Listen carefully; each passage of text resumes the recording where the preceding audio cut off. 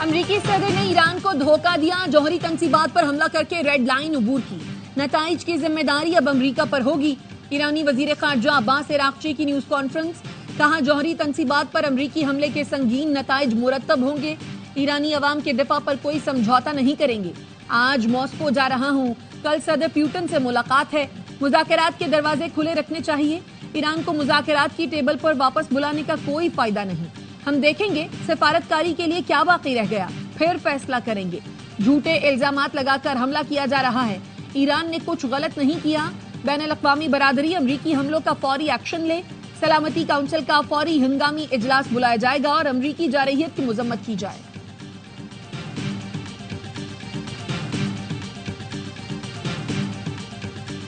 امریکہ کا ایران کے 3 جوہری تنصیبات پر حملہ، فردو، نیتنز اور اصفہان میں بنکر بسٹر بم اور ٹاماہاک میزائل برسائے گئے۔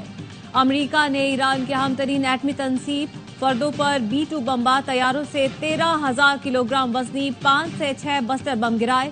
نیتنز اور اصفہان کے ایٹمی پلانٹس پر 30 ٹاماہاک کروز میزائل داغے گئے۔ اسرائیلی اہلکار نے دعویٰ کیا ایران پر حملوں میں امریکہ کی معاونت کی گئی۔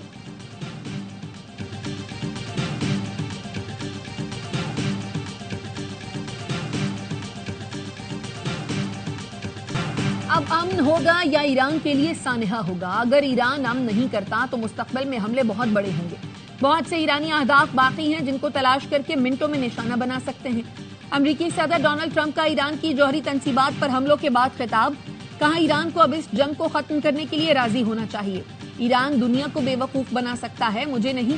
ایران میں کامیاب فوجی آپریشن امریکہ، اسرائیل اور دنیا کے لیے تاریخی لمحہ ہے۔ جو کام امریکی فوج نے کیا وہ کام کوئی دوسری فوج نہیں کر سکتی۔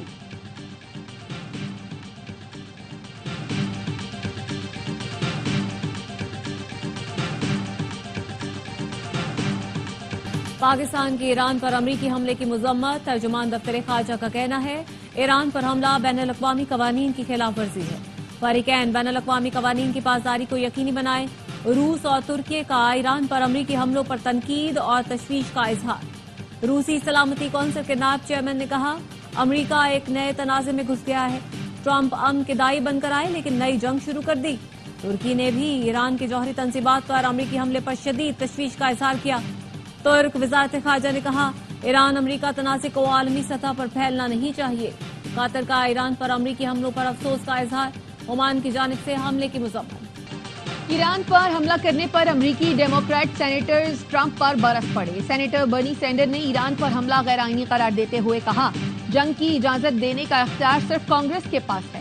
امریکی خارجہ کمیٹی کی رکن سینیٹر جین شہین نے کہا ٹرمپ فوری طور پر کانگریس کو تفصیلات سے آگاہ کریں۔ امریکی آرمڈ سروسز کمیٹی کے سربراہ جیک ریڈ کا ٹرمپ انتظامیہ سے تحمل سے کام لینے اور سفارتکاری بڑھانے کا مطالبہ۔ ڈیموکریٹ خاتون رکن کانگریس الیگزینڈریا اوکاسیو کارٹس نے ایکس پر لکھا ٹرمپ نے جذبات میں آ کر ایک ایسی جنگ کا خطرہ مول لیا ہے جو ہمیں نسلوں تک الجھا سکتی ہے، یہ ٹرمپ کے خلاف مواخذے کی بنیاد ہے۔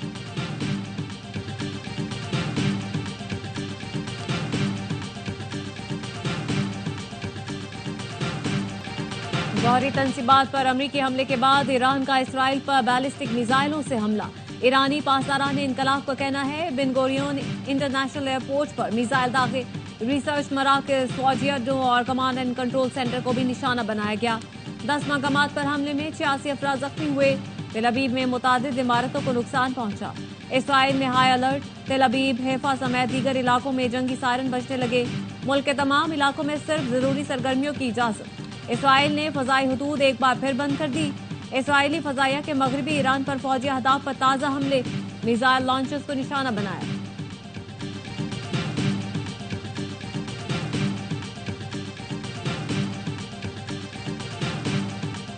برطانیہ کا اسرائیل سے اپنے شہریوں کے انخلاء کا فیصلہ، آئندہ ہفتے برطانیہ سے پرواز اسرائیل روانہ کی جائے گی۔ برطانوی وزارت خارجہ کا کہنا ہے ضرورت پڑنے پر مزید پروازیں بھی روانہ کی جائیں گی۔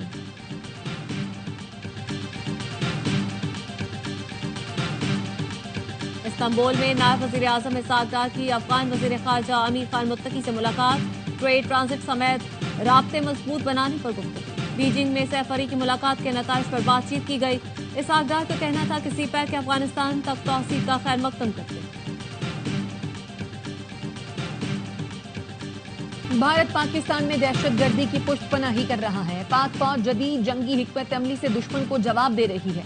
DGISPR की कराची में मुख्तलिफ मज़ाहिब के लोगों और समाजी हलकों से मुलाकात में गुफ्तगू। लेफ्टिनेंट जनरल अहमद शरीफ ने कहा, मुत्तहिद रहेंगे तो कोई ताकत हमें शिकस्त नहीं दे सकती। नस्ली या लसानी नफरत जहालत है। पाकिस्तान में तमाम मज़ाहिब के मानने वाले बराबर के शहरी हैं। तमाम शहरियों को मुकम्मल आईनी हुकूक हासिल हैं। जहाद का ऐलान सिर्फ रियासत कर सकती है, किसी फर्द या गिरोह को इख्तियार हासिल नहीं। शुरका ने DGISPR के साथ मुलाकात को काबिल कदर करार दिया।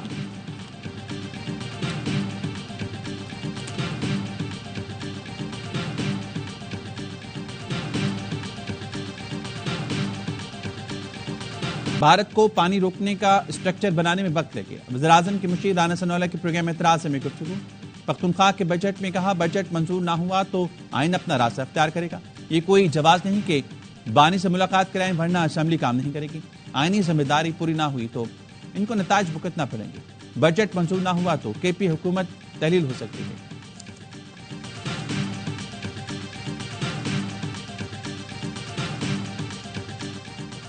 पीपल्स पार्टी के रहनुमाओं की मौलाना फजल रहमान के घर आमद। सरबराह JUI से मुलाकात। मौलाना अरशद महमूद की खैरियत दरियाफ्त की। मुल्की सियासी सूरत-ए-हाल और बजट पर तबादला ख्याल। सेक्रेटरी जनरल अक़वाम मुत्तहिदा के रुकन ममालिक से कशीदगी में कमी के लिए किरदार अदा करने की अपील। ट्वीट में कहा, ईरान के खिलाफ अमरीका के ताकत के इस्तेमाल से सख्त परेशान हूँ। खित्ता खतरनाक मोड़ पर है। बैनुल अक़वामी अमन और सलामती को खतरा लाहक है। इस बात का खतरा बढ़ता जा रहा है कि ये तनाज़ा तेजी से काबू से बाहर हो सकता है। आम शहरियों, खित्ते और दुनिया पर तबाहकुन असरात पड़ सकते हैं। खतरनाक घड़ी में अफरा तफरी की लहर से बचना जरूरी है। तनाज़े का कोई फौजी हल नहीं है। आगे बढ़ने का वाहिद रास्ता सिफारतकारी, वाहिद उम्मीद अमन है।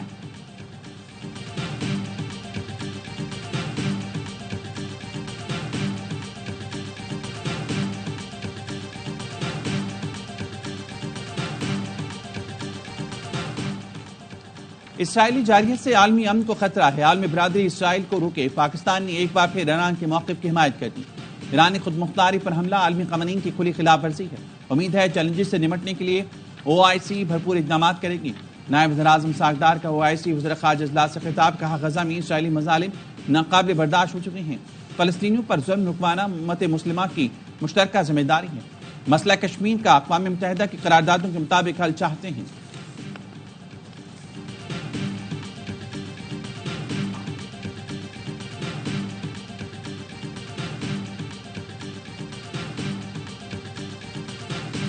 और इस्लामाबाद, रावलपिंडी, गुजरात और गिरदोनवाह में बारिश। गर्मी का जोर टूट गया। पेशावर में शदीद गर्मी और हब्स के बाद बादल छा गए।